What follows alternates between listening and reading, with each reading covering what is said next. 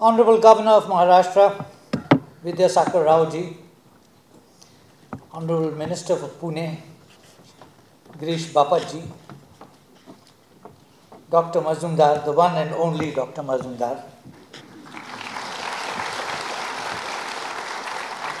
Chancellor of the University, dignitaries on the dais, Excellencies, distinguished guests, ladies and gentlemen. I do like the city of Pune, but I wasn't expecting to come back here so soon after my first visit. A first reading of the general theme of this conference is somewhat confusing since, geographically speaking, there are several gulfs to the west of India. To name a few, the Gulf of Aden, the Gulf of Oman, and the Persian Gulf. Mercifully, the doubt is dispelled on closer reading.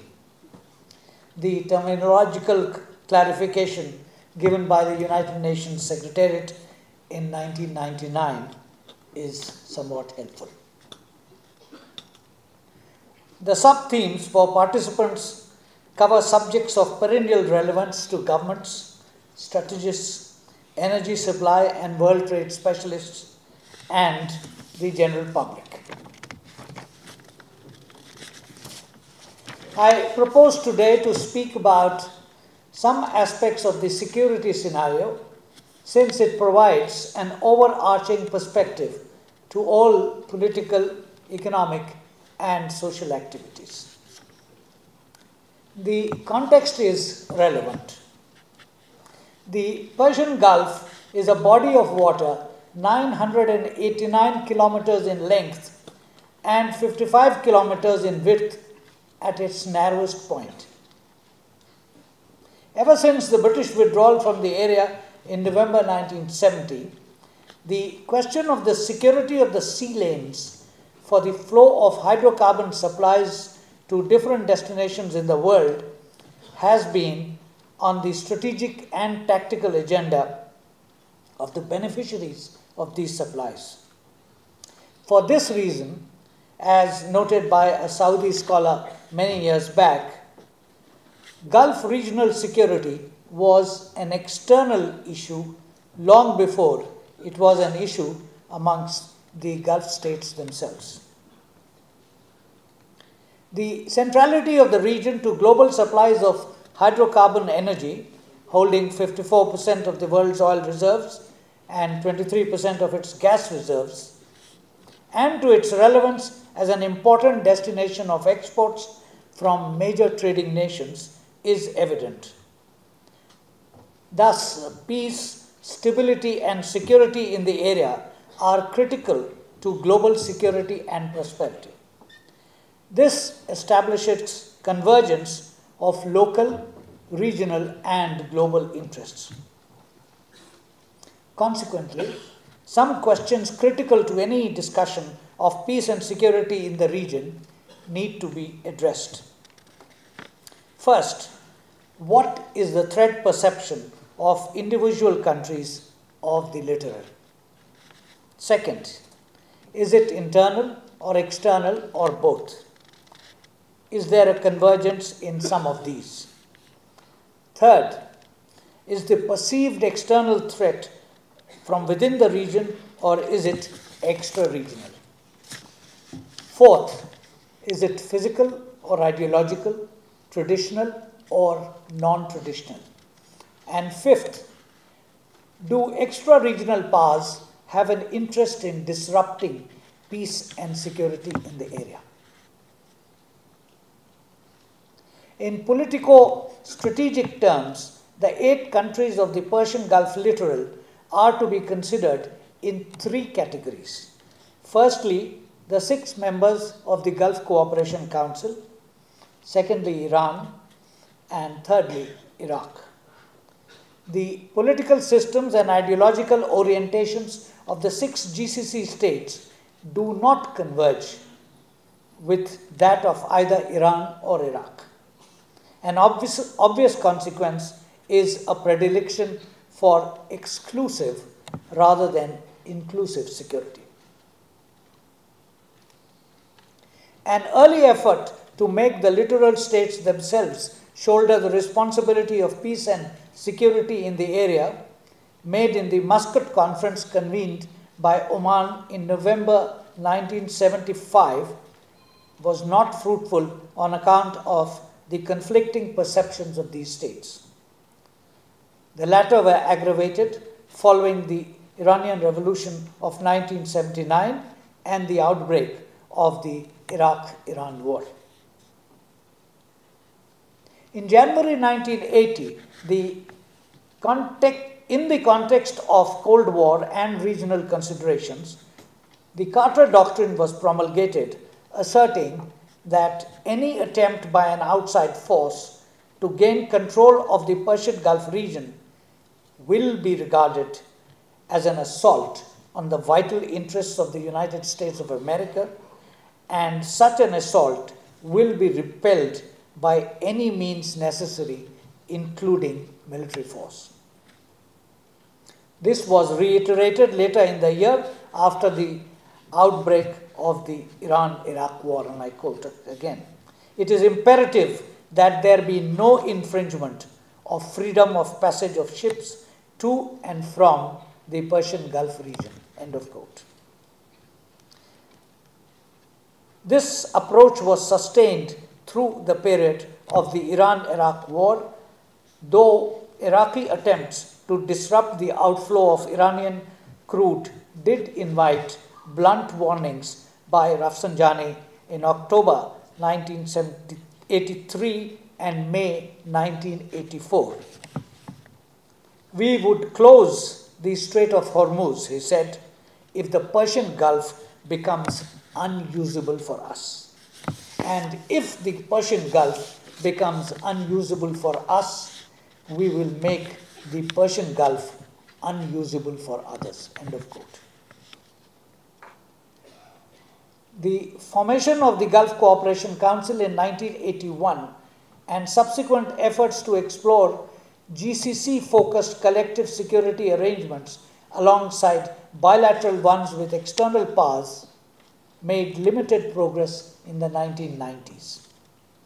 Iran, on its part, proposed in 1994 the establishment of a forum to discuss threat perceptions and security concerns amongst the littoral states. This was followed in 1995 by the suggestion of a non-aggression pact amongst them. In the past 2 decades, a number of efforts, principally focused on the GCC, have been made to address security challenges of the region. These tend to suggest that a return to the status quo ante, that is, the old realpolitik balance of power approach which depended on the United States to guarantee regional stability, is no longer workable, and that in order to overcome regional challenges, cooperation is needed, and that most parties suggest that any new security agenda should be more inclusive and address not only military aspects of security but also issues such as regional economic development, counter-terrorism, disaster response, and environmental, social, and cultural topics as well. In addition, a new security architecture, a more cooperative approach to interstate relations as a basis for a new security architecture is called for, as this is essential to an understanding of security that leaves behind zero-sum calculations of national security. More specifically, it has been suggested that what the Gulf needs is a series of overlapping and bilateral relationships on the model of the ASEAN Regional Forum, known as the ARF. In December 2004, Saudi Foreign Minister, the late Saud al-Faisal, drew attention to an urgent need for a collective effort aimed at developing a new and more solid framework for Gulf security, having a national, regional, and international component. The national component, he said, involves the urgent need for comprehensive reforms in our countries with some variation in the speed of implementation depending on the individual social conditions. The regional framework, he added, should be based on 4 pillars: the GCC, Yemen, Iran, and Iraq. And the international aspect of it should involve international guarantees underwritten by the Security Council for the sovereignty, independence, and territorial integrity of all littoral states.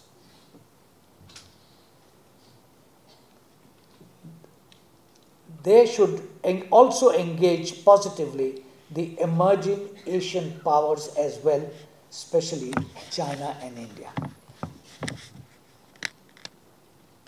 An evolution in the perception of the littoral states of the Persian Gulf is thus evident, notwithstanding publicly stated disagreements laced with atavistic premonitions on hardcore security and foreign policy issues. A promising development has been the resolution of the Iranian nuclear question through the Iran P5+1 Joint Comprehensive Plan of Action of April 2, 2015, and the carefully worded welcome accorded to it in the US GCC statement of May 14 and the US Saudi statement of September 4, 2015. Also to be noted is Qatar's recent offer of hosting a GCC-Iran dialogue to address existing disputes that are, as the Emir of Qatar put it in his speech in the UN General Assembly recently, and I quote, disputes that are political, regional, Arab-Iranian differences rather than being a Sunni-Shiite disputes, unquote. In this changing context, the framework proposed earlier could become the basis of discussions on comprehensive inclusive security.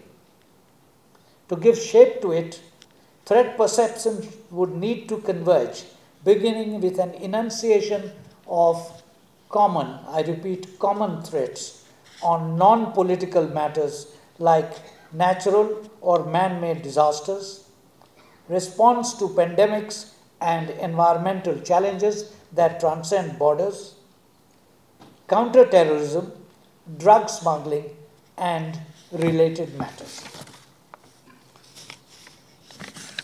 Once the foundations of a sustainable dialogue on these matters has been established and progress made in search of acceptable responses, more inclusive security dialogue could be initiated to identify shared interests and put in place understandings and procedures to respond to threats to peace and security.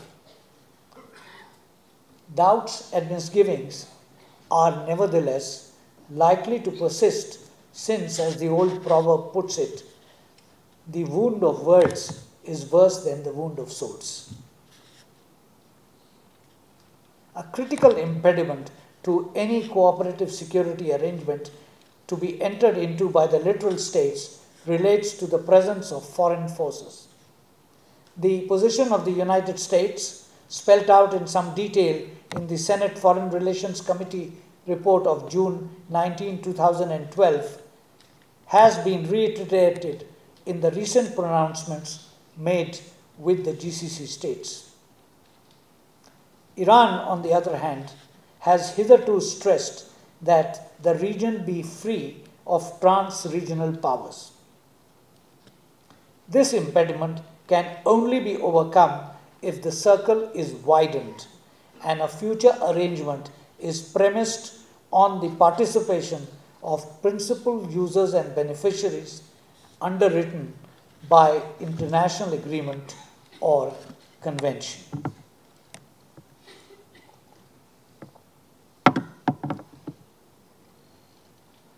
Friends, how does the foregoing impact on India and Indian interests? Some propositions with regard to these are self-evident. First, locating the Persian Gulf with reference to India is an exercise in geography and history. For India, the Persian Gulf littoral is proximate neighborhood and part of our natural economic hinterland. The distance from Mumbai to Basra is 1847 nautical miles. It is 1802 to Kuwait, 1630 to Dammam, 1265 to Bandar Abbas, and 1046 to Dubai. Second, even before the advent of modern age and modern means of communication, there was a vibrant trade between the west coast of India and different points on the Persian Gulf littoral. This association generated and nurtured people-to-people contacts cherished on all sides.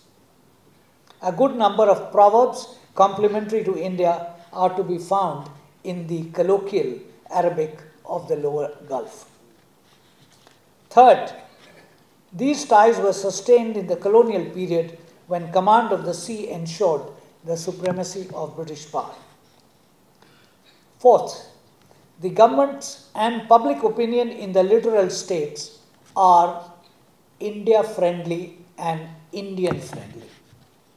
Fifth, India today receives 65% of its energy supplies from this region, has an overall trade of 163 billion US dollars, and a workforce there of about 8 million, whose remittances amount to 35 billion US dollars in the year 2014-15.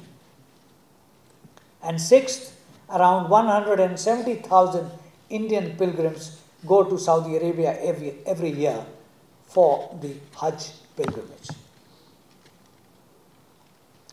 In addition to these, India and the GCC states have initiated important steps to engage with each other politically and strategically in a more rigorous manner, particularly in regard to combating terrorism and extremism, supply of narcotics and drugs, and movement of criminal elements. There is also a growing interest in initiating and strengthening defense ties, and the first steps in this regard have been taken with Qatar, Oman, Saudi Arabia, and the UAE. The GCC states look at India as a vibrant economy that could be a good destination for investments, as is evident from the India-UAE statement of August 17, 2015, and the earlier Delhi and Riyadh declarations with Saudi Arabia. They view India as an important player on the global scene, as a large and growing market for their principal export commodity, and as a possible provider of food security and trade partner. Iraq remains an important source of crude and has the potential for wider economic cooperation under normal conditions.